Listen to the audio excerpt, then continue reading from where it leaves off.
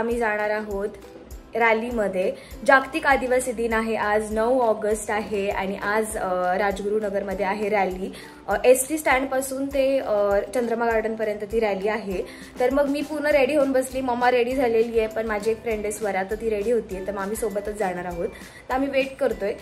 तर आज आम्ही जागतिक आदिवासी दिन कसा सेलिब्रेट करतोय ते तुम्ही नक्की पहा आणि जय आदिवासी। Let's go let's go let's go.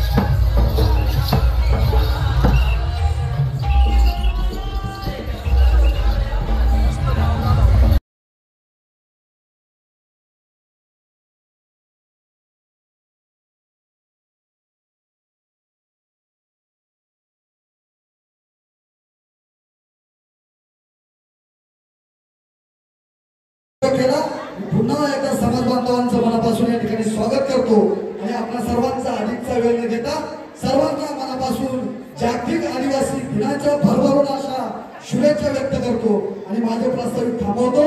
धन्यवाद. जय आदिवासी. धन्यवाद.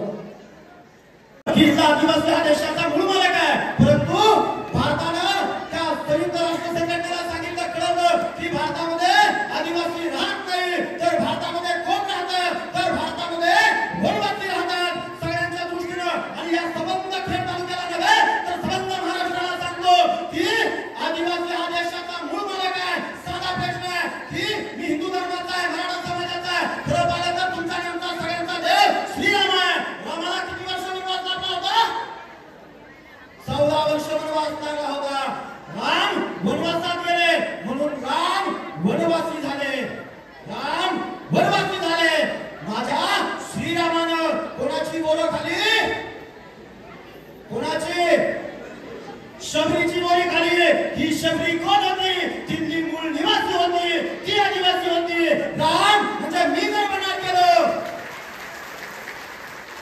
जर मी मनात गेलो तर मी वनवासी होईल आणि तुम्ही जे मनात आहात ते सगळे तिथले मूळ निवासी आहे. इथल्या सगळ्या राज्यकर्त्यांना हे जर सांगितलं तर या देशातला वनवासी आणि आदिवासी म्हणण्याचा संघर्ष मिटून जाईल. आज आठवण येते जयपाल मुंडा साहेबांची. त्यांनी सो गाईज, कसा वाटला हा व्हिडिओ ते तुम्ही कॉमेंट्स करून नक्की कळवा आणि नक्की लाईक करा त्या व्हिडिओला आणि खूप खूप लोकांना शेअर करा आणि आपल्या चॅनलला सबस्क्राईब करायला विसरू नका. बाय.